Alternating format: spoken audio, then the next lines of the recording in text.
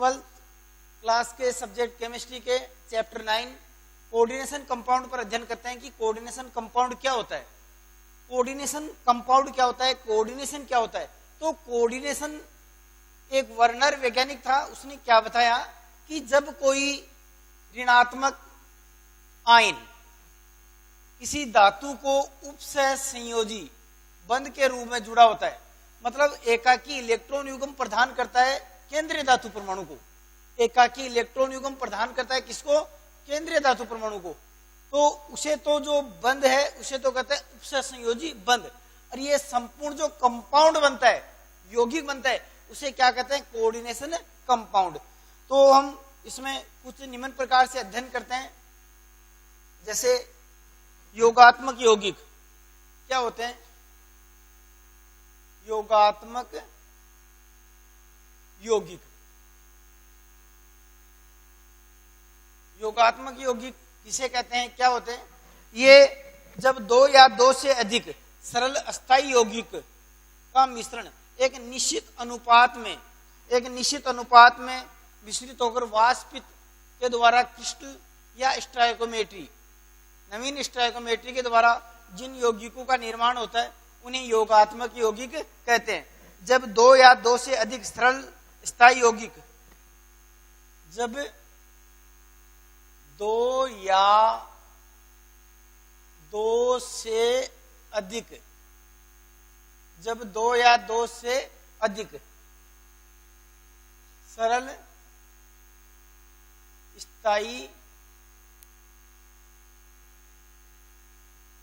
स्थायी यौगिकों का आणविक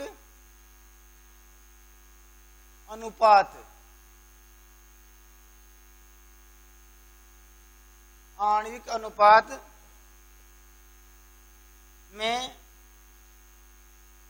मिश्रित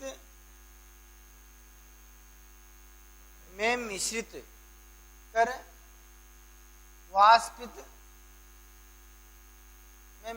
वाष्पित किया जाता है और नवीन रश्मीकरण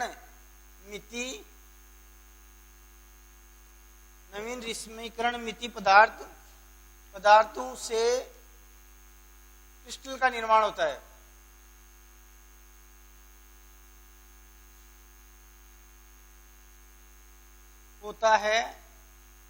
उसे योगात्मक यौगिक कहते हैं।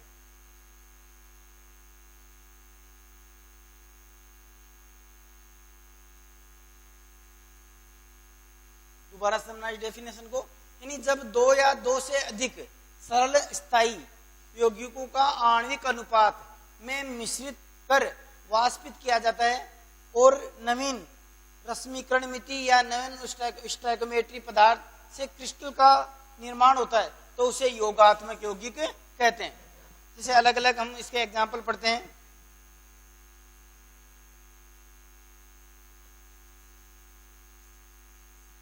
जैसे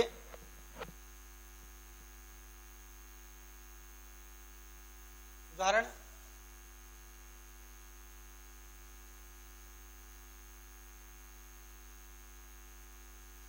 potassium sulphate plus aluminium sulphate plus choice H2, ये जल के साथ क्रिस्टल होकर A2SO4.Al2SO4 whole thrice dot choice H2 का निर्माण होता है, तो इसे कहते हैं हम पोटास एलम यानी फिटकरी, पोटास एलम या इसे कहते हैं फिटकरी।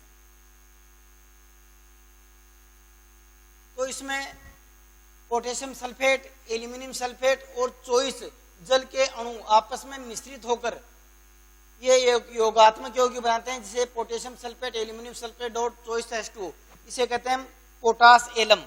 इसी प्रकार दूसरा एग्जाम्पल, फेरस सल्फेट,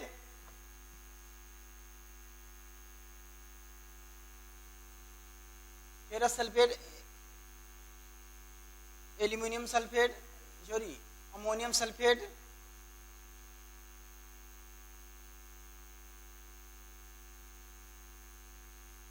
(6H2O),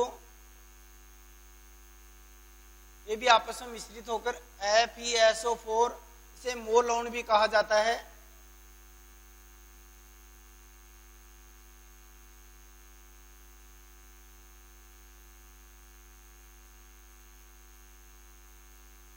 इसे मोर लवण या हरा कशिश, मोर लवण, ये सभी एक योगात्मक यौगिक होते हैं। जैसे कार्नेलाइट है, potassium chloride, magnesium chloride, 6H2O,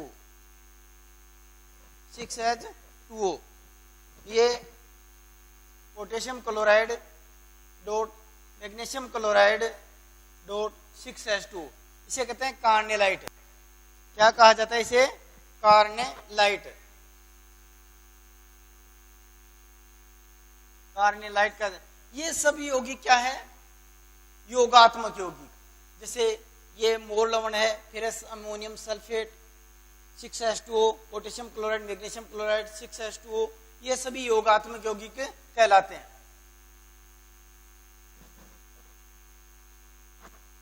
अब ये मुख्य रूप से दो प्रकार के होते हैं, एक तो द्वितीयक लवण होते हैं योगात्मक यौगिक,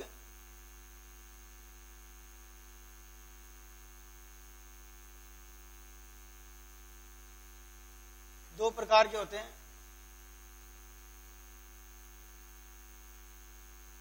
योगात्मक यौगिक दो प्रकार के होते हैं। पहला द्वितीयक लवण,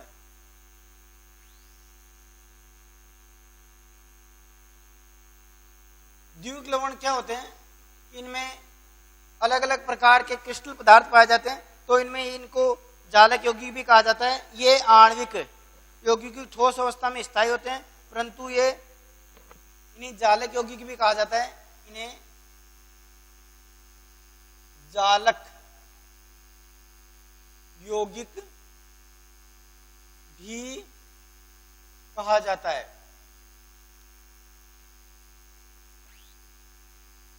अब द्वितीयक लवण क्या होते हैं कि योगात्मक यौगिक है, उन्हें जल में विलय करने पर ये आयनों में टूट जाते हैं। इनमें जल में विलय करने पर ये क्या होते हैं? आयनों में टूट जाते हैं और अलग अलग धनायनों और ऋणायनों में अलग अलग प्रकार से वियोजित हो जाते हैं। जैसे हमारे पास अभी अभी हमने बनाया K2SO4 Al2 SO4 whole thrice 6H2 24H2O, तो ये जल में विलय करने पर ये आयनों में वियोजित हो जाते हैं। जैसे K पॉजिटिव, Al3+3 पॉजिटिव और SO4-2 नेगेटिव, तो ये तीन प्रकार के आयनों में वियोजित हो जाते हैं। उन्हें कहते हैं द्वितीयक लवण। क्या कहते हैं इन्हें? द्वितीयक लवण।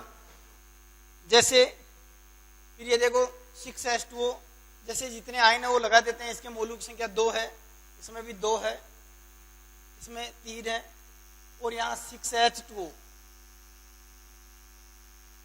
ये जैसे इसमें अणु की संख्या है।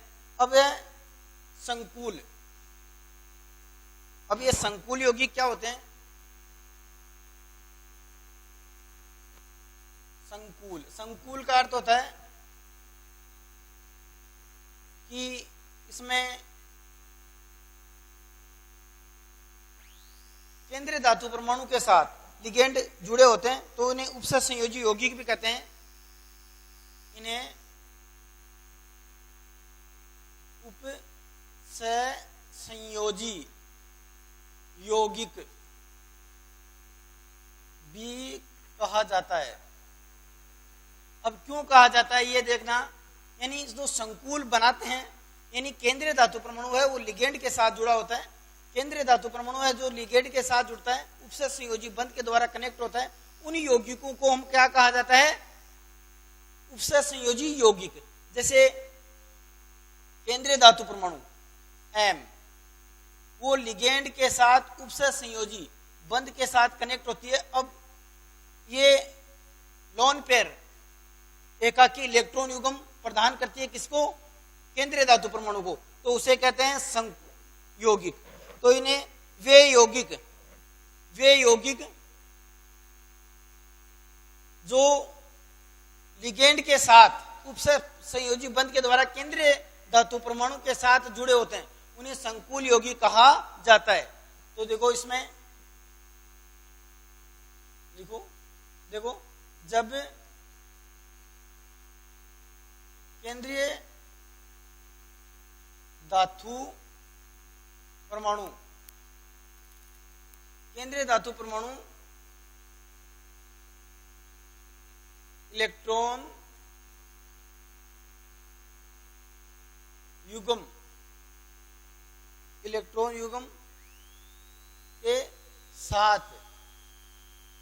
इलेक्ट्रॉन युग्म के साथ ऋणात्मक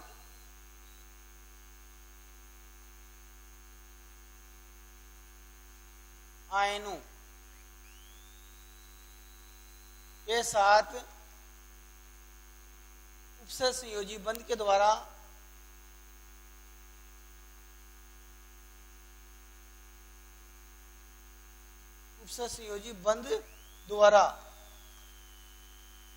जुड़कर यौगिक का निर्माण करते हैं, उन्हें संकुल यौगिक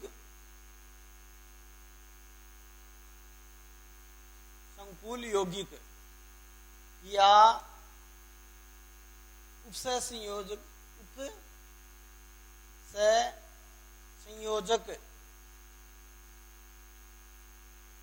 यौगिक कहते हैं।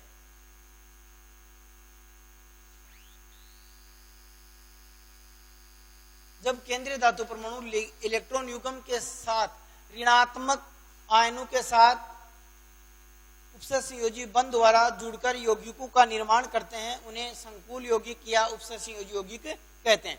देखा एग्जाम्पल देखना, इसका एग्जाम्पल देखना कैसे होते हैं। तो इसमें जैसे केंद्रीय धातु परमाणु है M और लिगेंड है L, ये आपस में जुड़कर ML बनाते हैं, तो इसे क्या कहते हैं? उपसह संयोजी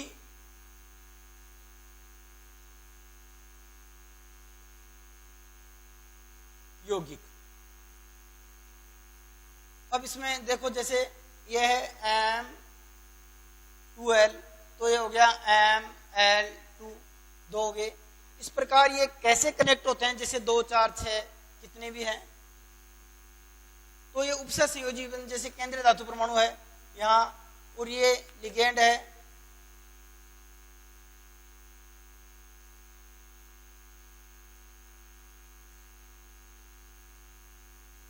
ये चतुष्फल के श्रृंखला बन जाती है, जैसे इसकी वृक्क समतलीय संरचना भी बनती है।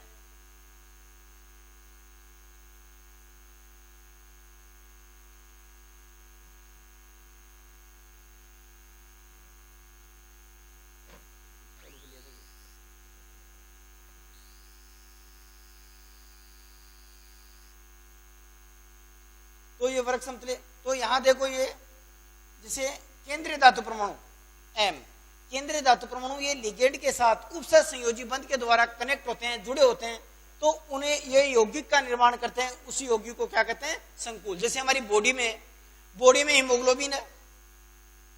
अब हीमोग्लोबिन है, उसमें कौन सी धातु है? आयरन है, वो उपसह संयोजी बंध के द्वारा ही कनेक्ट होती है।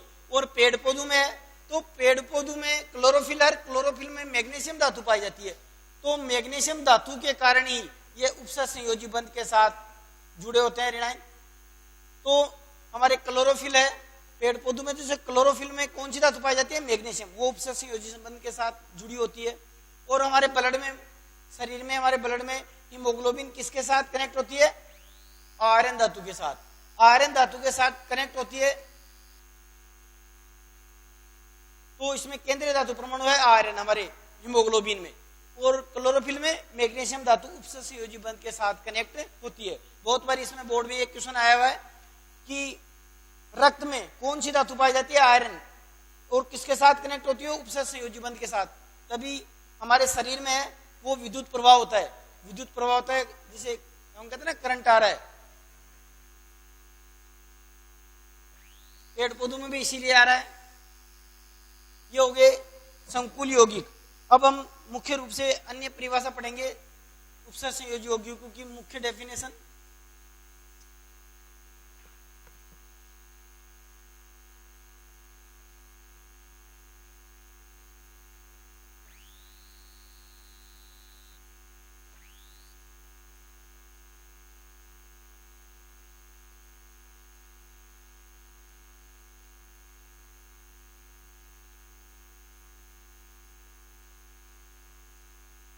मुख्य परिभाषा जैसे पहले है हमारी केंद्रीय आबंध। अब केंद्रीय आबंध क्या होते हैं, यानी केंद्रीय धातु परमाणु, केंद्रीय धातु परमाणु उदासीन परमाणु या ऋणात्मक लिगेंड के साथ जुड़ा होता है। पहले हम पढ़ेंगे केंद्रीय आयन। केंद्रीय आयन, केंद्रीय आयन क्या होते हैं कि अभी अभी हमें धातु के नाम बता रहे थे, तो धनायन या उदासीन धातु परमाणु जिसमें दो या दो से अधिक परमाणु अणु ऋणात्मक उपसंयोजी बंध के साथ जुड़ी होती है, उसे केंद्रीय आयन कहते हैं। तो केंद्रीय आयन क्या होते हैं, जैसे एम है वो लिगेंड के साथ उपसंयोजी बंध के साथ कनेक्ट होते हैं, उन्हें क्या कहते हैं, केंद्रीय आयन।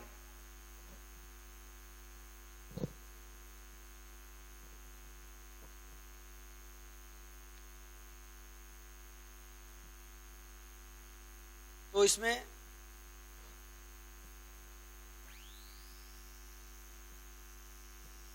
केंद्रीय आयन क्या होते हैं कि जब कोई धातु दो या दो से अधिक उदासीन या ऋणात्मक आयनों के साथ उपसंयोजी बंध के साथ जुड़ी होती है, उसे क्या कहेंगे, ऋणात्मक। जैसे ये केंद्रीय धातु परमाणु है एम, ये लिगेंड के साथ जुड़ी होती है, तो इसको हम क्या कहेंगे, केंद्रीय आयन। तो इसकी डेफिनेशन देखो, जब उदासीन या धनायन एकाकी इलेक्ट्रॉन युग्म के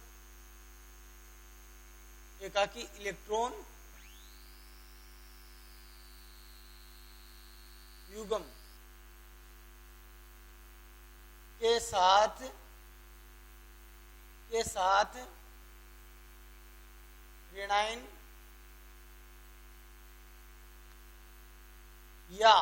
ऋणायन या उदासीन परमाणु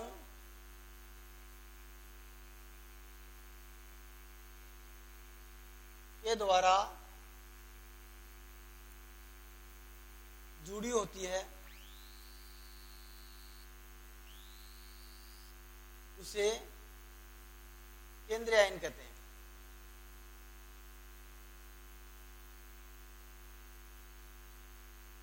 जब उदासीन या धनायन एकाकी इलेक्ट्रॉन युग्म के साथ ऋणायन या उदासीन परमाणु के द्वारा जुड़ी होती है, तो यहां देखो एम है, ये उदासीन भी हो सकता है, धनायन भी हो सकता है, तो एकाकी इलेक्ट्रॉन युग्म ऐसे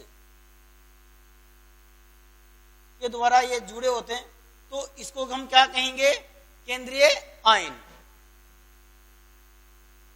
अब केंद्रीय आयन है वो इलेक्ट्रॉन युग्म इसे कहते हैं जो लेते हैं, एकाकी इलेक्ट्रॉन युग्म लेते हैं ये, तो केंद्रीय आयन सदैव लुईस अम्ल की भांति व्यवहार करते हैं।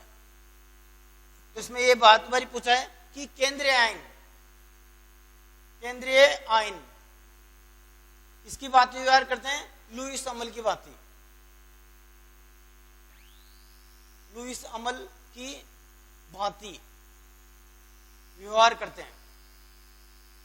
यानी जो एकाकी इलेक्ट्रॉन युग्म लेते हैं वो लुईस अमल होते हैं और जो एकाकी इलेक्ट्रॉन युग्म देते हैं वो लुईस शार्प होते हैं। तो यहां देखो ये एम है, वो केंद्रीय धातु परमाणु है या केंद्रीय आयन है, ये एकाकी इलेक्ट्रॉन युग्म लेता है, तो ये तो क्या है, लुईस अमल, लुईस अमल। और जो लिगेंड होते हैं वो होते हैं लुईस शार्प। तो ये लुईस अमल और ये लुईस शार होते हैं। ये भी बोर्ड में क्वेश्चन बहुत बारी पूछा हुआ है कि केंद्रीय आयन किसकी बात व्यवहार करते हैं, लुईस अमल की बात। जो एकाकी इलेक्ट्रॉन युग्म लेते हैं वो लुईस अमल की बात व्यवहार करते हैं और जो देते हैं वो लुईस शार की बात व्यवहार करते हैं। अब आगे है लिगेंड। अब लिगेंड क्या होते हैं,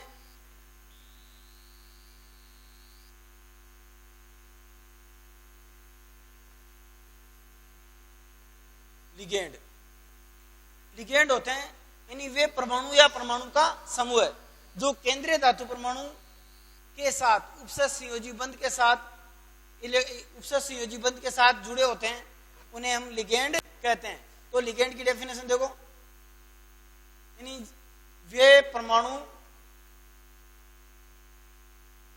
या परमाणु का समूह है, परमाणु का समूह जैसे अमोनिया है, जल है, ये परमाणु का समूह होता है। वे परमाणु या परमाणु का समूह है, वे परमाणु या परमाणु का समूह है जो केंद्रीय धातु परमाणु, केंद्रीय धातु परमाणु को एकाकी इलेक्ट्रॉन युग्म,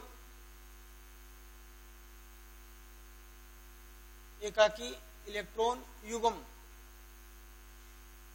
प्रदान करता है,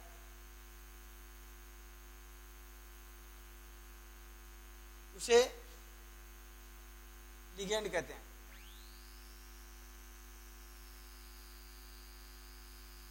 दोबारा समझना, यानी वे परमाणु या परमाणु का समूह है, वे परमाणु या परमाणु का समूह है जो केंद्रीय धातु परमाणु को एकाकी इलेक्ट्रॉन युग्म प्रदान कर उपसह संयोजी बंध के साथ जुड़ा होता है, उपसह संयोजी बंध के साथ जुड़ा होता है, उसे लिगेंड कहते हैं।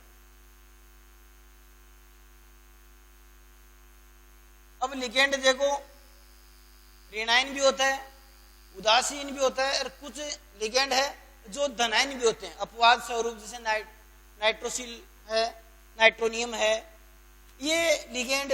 तो दोबारा सुनना, लिगेंड की डेफिनेशन क्या है, वे परमाणु या परमाणु का समूह है, जैसे अमोनिया है, जल है, थायोनिल क्लोराइड है, पिरिडीन है, कई सारे कैसे। तो वे परमाणु या परमाणु का समूह है जो केंद्रीय परमाणु या केंद्रीय धातु परमाणु, ऐसे भी हम धातु हो सकते हैं, धातु को बोल सकते हैं, केंद्रीय आयन ही बोल सकते हैं, केंद्रीय धातु परमाणु को एकाकी इलेक्ट्रॉन युग्म प्रदान करता है और उपसह संयोजी बंध के साथ जुड़ा होता है, तो उसे हम क्या कहते हैं, लिगेंड। देखो इधर लिगेंड क्या है, ये केंद्रीय धातु परमाणु एम मेटल, और ये लिगेंड क्या होते हैं, जैसे यह है लिगेंड। अब इनके पास क्या है, एकाकी इलेक्ट्रॉन युग्म देने के लिए क्या होना है, दाता परमाणु के रूप में होना चाहिए। यदि एकाकी इलेक्ट्रॉन युग्म नहीं है तो उन्हें लिगेंड नहीं कहेंगे, तो ये एकाकी इलेक्ट्रॉन युग्म प्रदान करता है। तो दोबारा देखो, वे परमाणु जैसे ये परमाणु है, अब यहाँ H2O भी हो सकता है, NH3 भी हो सकता है, O2 भी हो सकता है, और पिरिडीन सारक भी हो सकता है, जिसे थायोनिल क्लोराइड भी हो सकता है, ब्रोमाइड भी हो सकता है, आयोडाइड भी, हेलोजन भी हो सकते हैं टोटल ये। तो ये धनायन भी होते हैं, ऋणायन भी होते हैं, अलग अलग प्रकार के होते हैं। तो वे परमाणु या परमाणु का समूह जो केंद्रीय धातु परमाणु को एकाकी इलेक्ट्रॉन युग्म प्रदान कर उपसह संयोजी बंध के साथ कनेक्ट होते हैं या जुड़े होते हैं, उसे लिगेंड कहते हैं। अब ये लिगेंड के प्रकार,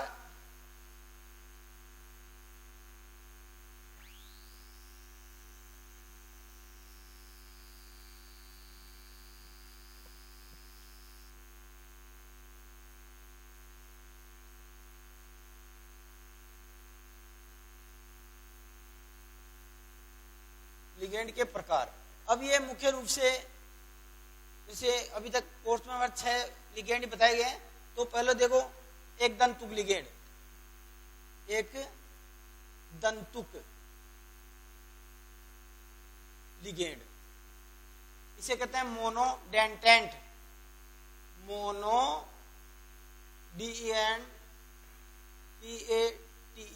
मोनोडेंटेंट लिगेंड। मोनोडेंटेंट लिगेंड क्या होते हैं? मोनोडेंटेंट लिगेंड यानी वे लिगेंड जिनमें केवल एक ही दाता परमाणु होता है, यानी वे परमाणु जिनमें केवल एक ही दाता परमाणु होते हैं उन्हें एक दंतुक लिगेंड या मोनोडेंटेंट लिगेंड कहते हैं। तो देखो इसकी डेफिनेशन, वे जब या वे परमाणु जिनमें दाता परमाणु के रूप में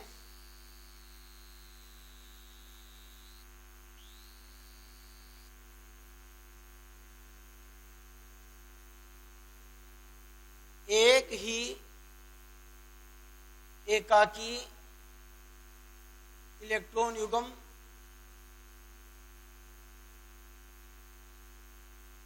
प्रदान करता है,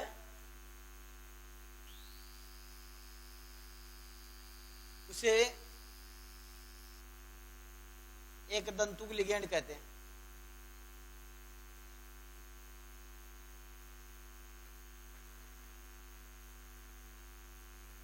इसका मतलब क्या है कि केंद्रीय धातु परमाणु को केवल एक ही एकाकी इलेक्ट्रॉन युग्म प्रदान करता है, उसे दाता परमाणु कहते हैं।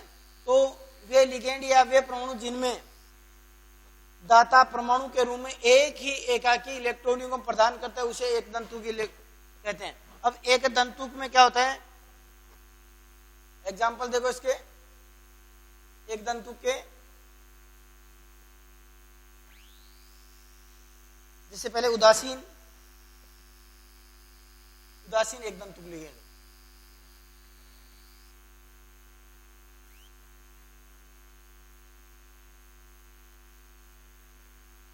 उदासीन एक दंतुक लिगेंड कौन से होते हैं? यानी जिन पर कोई आवेश नहीं पाया जाता है, एक एकाकी इलेक्ट्रॉन युग्म प्रदान करते हैं। तो इसमें दाता परमाणु के रूप में जैसे यौगिक है H2O, NH3, CO, phenyl, pyridine,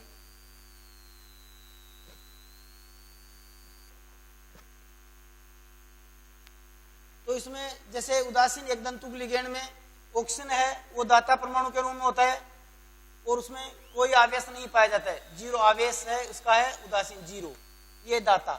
और इसमें नाइट्रोजन है, वो दाता परमाणु के रूप में पाई जाती है, इसका भी आवेश जीरो होता है। इसमें ऑक्सीजन है, वो दाता परमाणु के रूप में पाया जाता है, इसमें भी जीरो। इसमें फेनिल है, वो दाता परमाणु के रूप में पाया जाता है, इसकी भी है जीरो। इसमें नाइट्रोजन है, वो दाता परमाणु के रूप में पाया जाता है, इसकी भी आवेश होता है वो जीरो। इसका मुख्य अगला पार्ट हम अगले वीडियो में अध्ययन करेंगे।